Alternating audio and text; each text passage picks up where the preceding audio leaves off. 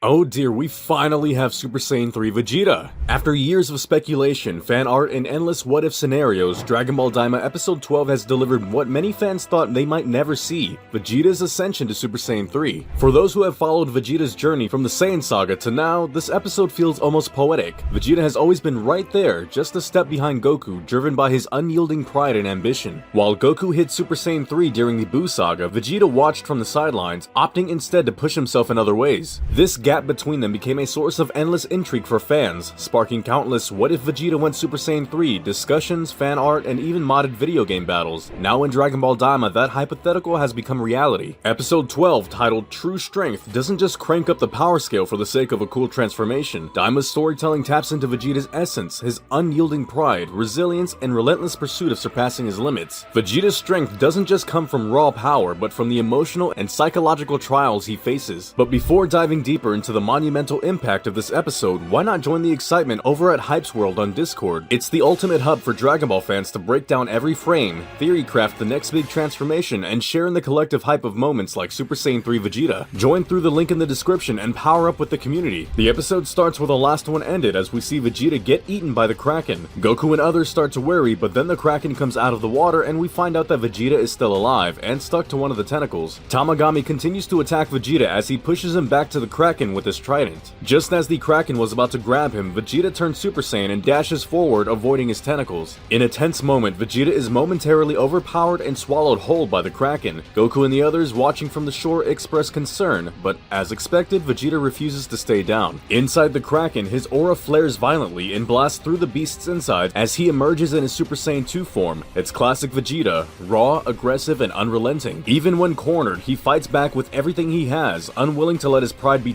tarnished by something as trivial as a giant sea monster. The Kraken gets tired of this cat and mouse game and decides to call it a day. Number 2 keeps attacking Vegeta with everything he's got. He tries distant attacks and even close range attacks, but Vegeta ain't gonna go down that easy. The animation in the scene is godly, it's Dragon Ball like we've never seen before. Meanwhile, in the first Demon World, Majin Buu keeps confusing Tamagami number 1 with his unique fighting style. Just as Buu was about to hit number 1 with a strong punch, he stops midway and everyone wonders what happened. Buu reveals that he wants to eat chocolate, and only after that would he continue to fight. Ku, being an older brother, goes to the market to get him chocolate. Number 1 sees this as an opportunity and continues to fight. Back in the second Demon World, Super Saiyan 2 Vegeta starts overpowering Tamagami number 2. Neva is surprised to see an individual like Vegeta giving a tough fight to the Tamagami. He decides to use his Namekian powers to give number 2 a power boost against Vegeta. With his new power-up, number 2 gains the upper hand in the fight. The fight then shifts to underwater as Tamagami number 2 hits Vegeta with the whirlpool. The scene cuts to Majin Buu versus Tamagami number 1 as we see him dodging every attack, waiting for his brother Ku to arrive and get him the chocolate. The battle noises make the Gendarmerie come look at what's happening outside. This catches Goma and Degasu's attention as well. Everyone in the castle is surprised to see the Tamagami fighting someone. Ku finally comes back from the market with lots of chocolates and throws one at Buu for him to eat. After eating it, Buu switches to offensive mode and overpowers Tamagami in an instant. Goma wonders if Buu is one of Goku's allies, but Degasu corrects him by showing Arinzu on the battlefield. They both start to wonder what she's up to with these strange looking creatures as her servants. Majin Buu was about to deliver the final blow, but number 1 decides to go full power against him. He glows red and charges at Buu, but Buu defeats him easily with his agility and his weird fighting style. The Tamagami accepts his defeat and informs them to be ready for the final challenge. The final challenge that Tamagami number 1 proposes to Majin Buu is based on mental arithmetic. Buu must add all the numbers that appear on the screen and give the correct answer to claim the Dragon Ball. Buu is completely clueless about what he's supposed to do. However, Ku seems to be quite smart as he sums up every number that appeared on the screen and tells the final result silently, only for Buu to hear it. Buu then answers the Tamagami with the sum and wins the Dragon Ball. Everyone is amazed to see Buu's brilliant math skills. Degasu wonders if Arinzu is protecting the Dragon Ball from Goku and the others, but Goma can't imagine Arinzu doing something for them so generously. On the other hand, Tamagami number 2 knocks out Vegeta while being underwater, which makes him drown and hit the ocean floor. Cornered and running out of options, Vegeta reaches deep into his well of strength, not out of desperation, but sheer willpower. In a moment that mirrors Goku's original Super Saiyan 3 transformation, the ocean floor trembles as Vegeta's energy surges. His hair elongates, his brow loses its defining lines, and his aura shifts into that familiar, flickering, fiery state. When the moment finally arrives, it's nothing short of spectacular. The transformation sequence is drawn out, allowing the audience to feel the weight of the moment. His scream echoes through the water, and as the camera pulls back to reveal his Super Saiyan 3 form, there's a palpable sense of victory, not just for Vegeta, but for everyone watching watching at home. Super Saiyan 3 Vegeta emerges and the tides quite literally turn. The animators at Toei pulled out all the stops for this transformation. The water ripples and splits apart as Vegeta's energy reshapes the battlefield. His aura, crackling with electric energy, illuminates the ocean, casting shadows that make Tamagami's eyes widen in disbelief. The attention to detail is staggering. The fluid motion of his hair, the sharp glow of his irises, and the sheer ferocity in his expression all contribute to making this moment feel earned. The sound design too adds weight to the transformation, with Vegeta's guttural scream echoing through the watery arena, almost as if the planet itself is responding to his power. There's something deeply satisfying about seeing Vegeta finally reach this form. His Super Saiyan 3 transformation isn't just a power-up, it's a narrative milestone. This is the Vegeta who trained in the gravity chambers of Capsule Corps. This is the Vegeta who stood on Namek, watching Goku fight Frieza, vowing to never be left behind again. This is the Vegeta who sacrificed himself to stop Majin Buu, knowing full well he might not come back. To see him now, standing tall in his Super Saiyan 3 form, isn't just a visual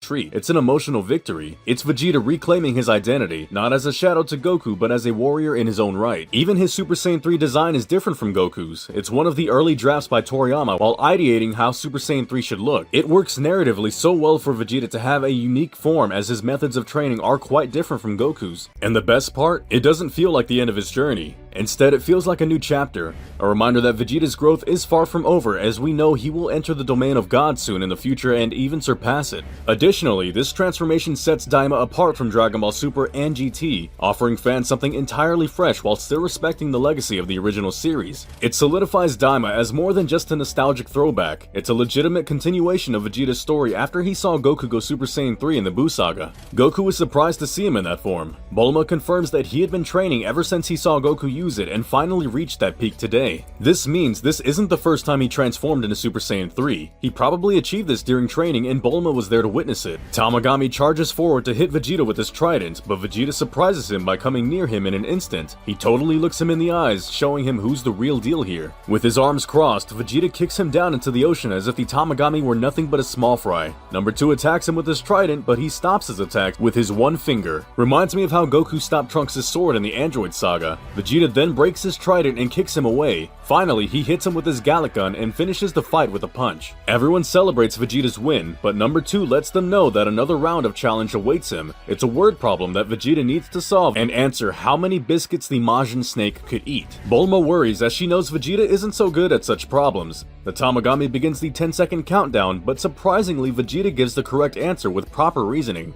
With that, the 2-star Dragon Ball is now Vegeta's. Tamagami apologizes to Neva for failing to protect the Dragon Ball, but Neva is okay with it as he fought quite well. Goku offers Vegeta to eat a revive bug to restore his stamina after that fight, but Vegeta refuses to eat the bug as he considers it gross. This might be a foreshadowing for future episodes when Goku offers a fusion bug to Vegeta, and even though he might not like it, Vegeta would have to eat it given the circumstances. The episode ends as Goku and the others fly off to the first demon world, and Goma plans to use his alternate plan to stop Goku and the others. The next episode seems to be fun as we'll get to explore more of the second demon world, I guess. However, I must inform you that the next episode won't air next week. DAIMA goes on a 1-week break next time as episode 13 is scheduled to air on January 10th, 2025.